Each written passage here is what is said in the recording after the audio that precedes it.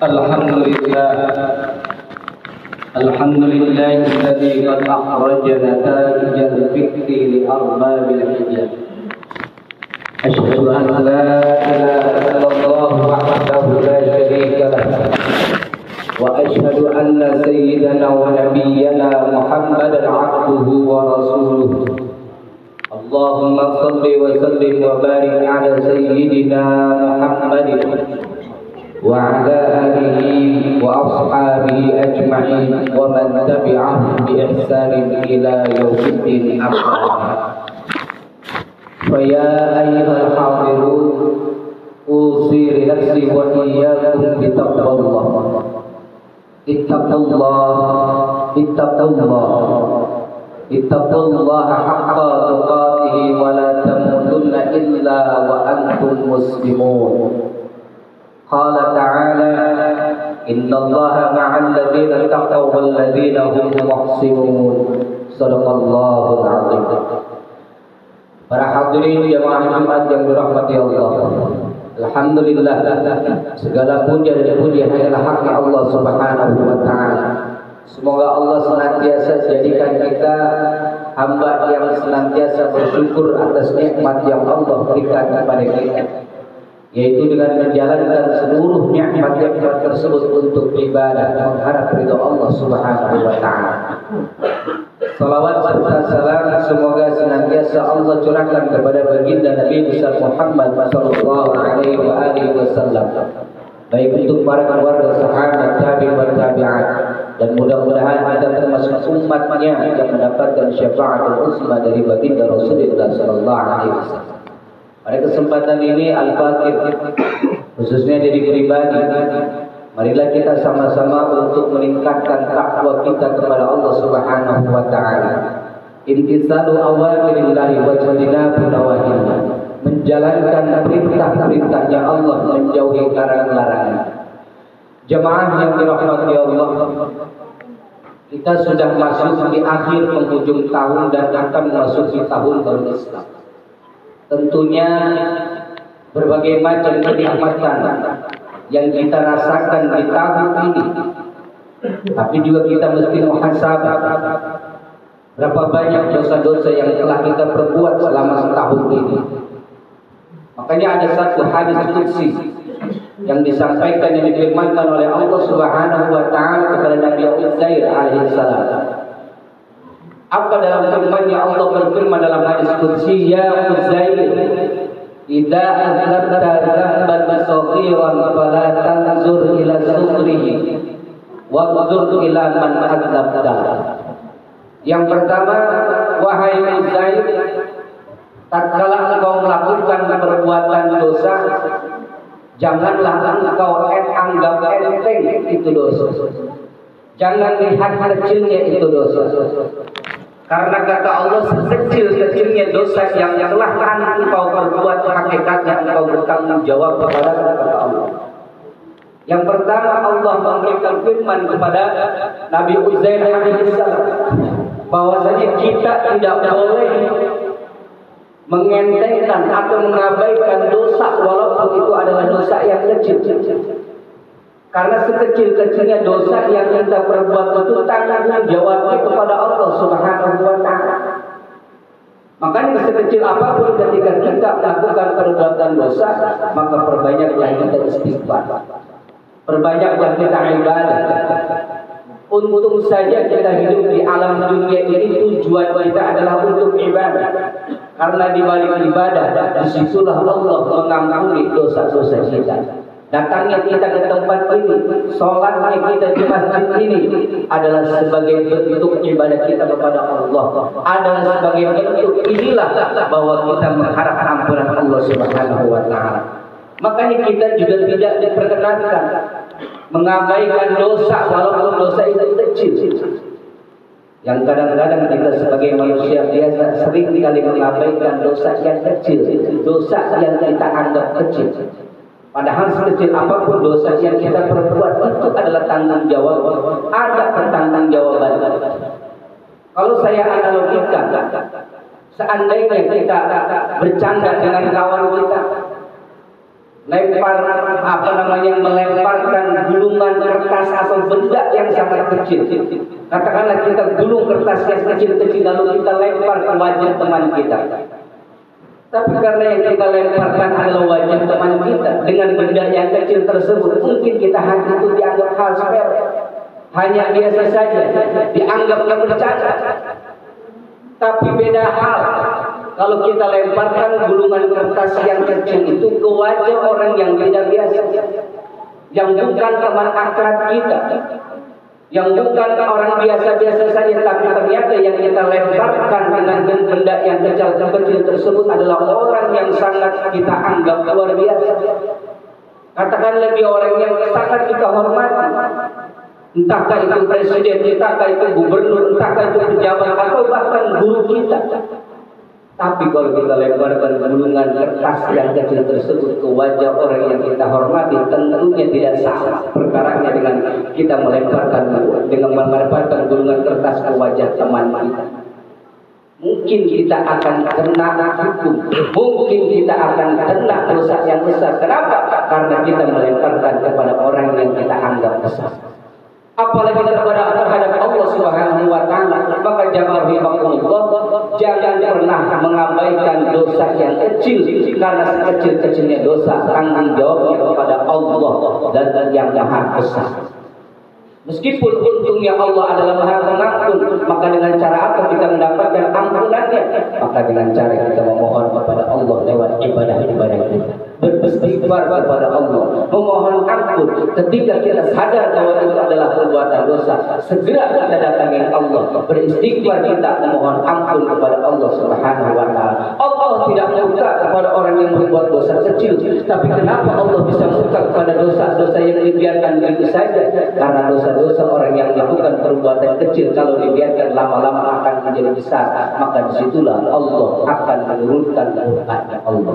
Padahal inna rahmati qad yaghlibu ghadabi, sesungguhnya rahmatku kata Allah itu jauh lebih besar dibandingkan murkanya Allah Subhanahu wa Ta'ala. Maka yang pertama, jangan kita mengabaikan dosa yang kecil. Sekecil-kecilnya dosa yang kita perbuat, tanggung jawabnya kepada Allah. Maka sekecil apapun dosa yang kita perbuat, segeralah beristighfar, memohon ampun kepada Allah Subhanahu wa Ta'ala. Yang kedua, wa idza asabaka khairun yasirun fala tanzur ila sugrihi wanzur ila man razaqaka. Ketika engkau mendapatkan rezeki, mendapatkan kemudahan dari kata Allah, jangan lihat kecilnya itu rezeki, jangan lihat kecilnya itu nikmat, tapi lihatlah siapa yang memberikan engkau rezeki. Yang kedua, jangan kita menyepelekan nikmat, menyepelekan rezeki. Walaupun rezeki itu menurut pandangan kita adalah kecil, tapi kita banyak-banyak bersyukurlah. Kenapa? Karena yang memberikan adalah Zat yang Maha Besar, Allah Subhanahu wa Ta'ala. Kadang-kadang kita pun menyepelekan nikmat yang kecil. Kita dikasih duit sama teman kita, atau kita minta uang ke mereka. Ternyata kita hanya dikasih uang sedikit, katakanlah 5.000, 20.000, mungkin kita anggap biasa karena yang memberikan adalah teman kita, dan karena kita pun menganggap duit 10.000 ataupun 20.000 bahkan 50.000 saya pun punya. Tapi bayangkan ketika ada orang yang menurut kita tidak biasa. Lagi-lagi saya analogikan ketika kita kedatangan orang yang menurut kita tidak biasa, yang datang kepada kita. Orang yang kita hormati tiba-tiba dia datang kepada kita, lalu kemudian bertamu kepada kita, lalu kemudian ketika dia pulang dia memberikan kenangan kepada kita. Katakanlah dia memberikan uang tidak banyak sebesar 50.000 rupiah. Tapi ketika kita memberikan adalah orang yang menurut kita luar biasa, yang kita hormati, mungkin uang sebesar itu kita tidak lihat nilainya, tapi kita hargai. Kenapa? Yang memberikan adalah orang yang tidak biasa, orang yang sangat kita hormati. Apalagi kepada Allah Subhanahu wa Ta'ala. Kalau kita pandai menerima apa yang dari Allah, meskipun itu adalah terlihat kecil, tapi kita tidak melihat nilainya. tapi kita melihat siapa yang memberikannya. Hakikatnya adalah Allah dan yang Maha Besar. Maka kalau kita melihatnya dia, melihat Allah dan yang Maha Besar yang memberikan rezeki itu kepada kita, sekecil apapun, nikmat seberapapun yang Allah berikan kepada kita, maka pasti kita pandai mensyukuri nikmat. Artinya gimana? Artinya ketika kita dikasih nikmat, walaupun menurut pandangan kita kecil, tapi akan menjadi besar. Kenapa? Karena nikmat itu kita gunakan untuk ibadah, kita gunakan untuk sholat, kita gunakan untuk sedekah, kita gunakan untuk membeli pakaian sholat dan lain sebagainya, bahkan kita gunakan untuk menafkahi istri dan anak-anak kita. Maka itulah Allah sangat senang. Kenapa? Karena berarti kita disebut orang yang bersyukur. Apa artinya syukur? Sarful 'abdi ala jami'i ma an'amallahu ilaihi ila ma uliqa li ajli. Ketika Allah memberikan nikmat kepada kita, maka kita gunakan nikmat itu untuk ibadah, mengharap ridha Allah Subhanahu wa taala. Artinya kita dapat rezeki tapi tidak mengabaikan perintah Allah. Kita tetap salat, tetap istiqomah ibadah, mengharap ridha Allah. Maka Allah pasti akan memberikan tambahan rezeki yang dari kecil semakin hari akan semakin besar. Kenapa? Karena kita digunakan untuk ibadah. Wa in ta'adzana rabbukum la in syakartum la azidannakum wa la in kafartum inna 'adzabi lasyadid. Kata Allah, kalau engkau bersyukur terhadap nikmat yang aku berikan, dipakai untuk ibadah, dipakai untuk ketaatan kepada Allah, dipakai untuk mengharap ridha Allah Subhanahu wa taala, la azidannakum, pasti akan aku tambahkan nikmat kepada kalian. Wal in kafartum inna 'adzabi lasyadid. Tapi kalau nikmat itu walaupun besar, engkau gunakan untuk maksiat, engkau gunakan untuk hal-hal yang dilarang oleh Allah Subhanahu wa taala, inna 'adzabi lasyadid, engkau termasuk orang yang kufur dan azab akan kau terima begitu sangat. Na'udzubillah summa na'udzubillah. Maka hadirin rahimakumullah, dan yang ketiga, ketika kita mendapatkan musibah, apa kata Allah? Wa idza asabaka baliyah fala tashkuri ila khalqi kama la ashkuka ila malaikati. Dan ketika engkau mendapatkan musibah, mendapatkan ujian, mendapatkan cobaan dalam hidup ini, jangan banyak-banyak mengadu, jangan banyak-banyak mengeluh kepada makhlukku, tapi mengeluhlah datang kepada kata Allah. Kenapa demikian? Karena kalau kita mengeluh kepada makhluk, belum tentu akan menyelesaikan masalah. Ketika motor kita rusak, kita datang ke bengkel. Apakah bengkel langsung menservis motor kita? Mungkin bengkel pun akan bertanya, ada apa dengan motornya? Keluhannya di mana? Baru dia akan menservis motor kita. Ketika kita datang ke dokter karena kita memiliki penyakit, apakah dokter langsung memberikan obat kepada kita? Tentu tidak. Dokter bertanya, di mana keluhannya? Apa yang dirasa? Setelah kita menyampaikan apa keluhan kita, barulah dokter memberikan resep, memeriksa dan memberikan resep obat kepada kita. Kenapa demikian? Karena yang memiliki barang adalah kita, yang memiliki tubuh adalah kita, yang merasakan adalah kita. Tapi kalau kita datang ke Allah ketika kita punya masalah, jauh sebelum kita berkata, Allah sudah tahu apa masalah kita. Jauh sebelum kita menghadap kepada Allah, Allah sudah tahu masalah apa. Dan ketika datang menghadap kepada Allah, Allah sudah tahu pasti kita punya masalah. Dan ketika kita meminta jawaban, memohon jawaban dari Allah, memohon jalan keluar, Allah sudah Maha tahu apa masalah kita, dan Allah lebih tahu apa solusi yang Allah berikan kepada kita. Asalkan kita mau bertakwa kepada Allah Subhanahu wa taala. Jemaah yang dirahmati Allah, maka di tahun baru ini, di tahun baru besok yang akan kita jelaskan, mudah-mudahan kita termasuk yang pertama, orang yang berintrospeksi diri, tidak menyepelekan dosa-dosa kita kepada Allah Subhanahu wa taala meskipun dosa itu kecil. Yang kedua, kita bersyukur terhadap nikmat dari Allah yang telah Allah berikan kepada kita, karena dengan bersyukur nikmat itu akan Allah tambahkan. Dan yang terakhir, ketika kita mendapatkan masalah, ujian, cobaan dalam menghadapi hidup ini, maka banyak-banyaknya kita datang ke Allah, bermunajat kepada Allah Subhanahu wa taala dengan cara memohon ampun dan meminta solusi dari Allah Subhanahu wa taala. Mudah-mudahan Allah jadikan kita hamba yang selalu bersyukur, yang diampuni dosa-dosa kita oleh Allah Subhanahu wa taala. Amin ya rabbal alamin. أعوذ بالله السميع العليم من الشيطان الرجيم. بسم الله الرحمن الرحيم. والعصر إن الإنسان لفي خسر إلا الذين آمنوا وعملوا الصالحات وتواصوا بالحق وتواصوا بالصبر. بارك الله لي ولكم في القرآن الكريم ونفعني وإياكم بما فيه من الآيات والذكر الحكيم وتقبل مني ومنكم تلاوته إنه هو الغفور الرحيم. اللهم صل على سيدنا محمد وعلى آل سيدنا محمد.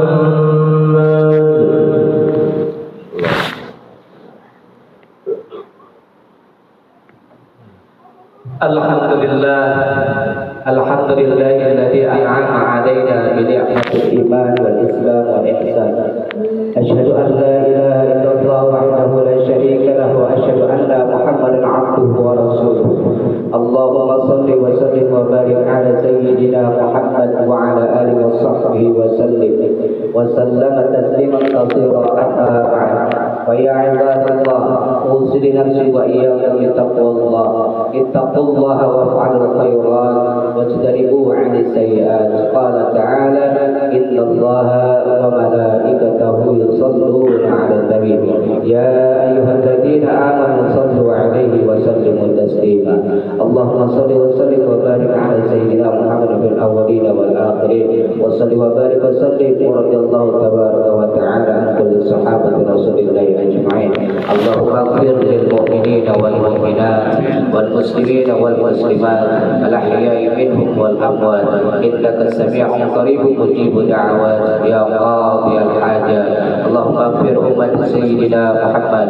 اللهم ارحم أمة سيدنا محمد. اللهم اصلح أمة سيدنا محمد. اللهم انصر أمة سيدنا محمد. اللهم انصر من نصر الدين واخذل من خذل المسلمين واجعل بلدتنا هذه بلدة طيبة تجري فيها أحكامك وسنة رسولك يا حي يا قيوم يا إلهنا وإله كل شيء. هذا حالنا يا الله لا يخفى عليك. اللهم ارفع عنا البلاء والغلاء والوباء والفحش والمنكر والشيوخ والمختلفة والشدائد والمحال ما ظهر منها وما بطن من بلدنا هذا خاصة إندونيسيا ومن بلدان المسلمين عامة إنك على كل شيء قدير. ربنا آتنا في الدنيا حسنة وفي الآخرة حسنة وقنا عذاب النار. عباد الله الله يأمركم بالعدل والإحسان وإيتاء القربى وينهى عن الفحشاء والمنكر والبغي يعظكم لعلكم تذكرون. واذكروا الله العظيم يذكركم وصلوا في الفاتحة يعطيكم ولذكر الله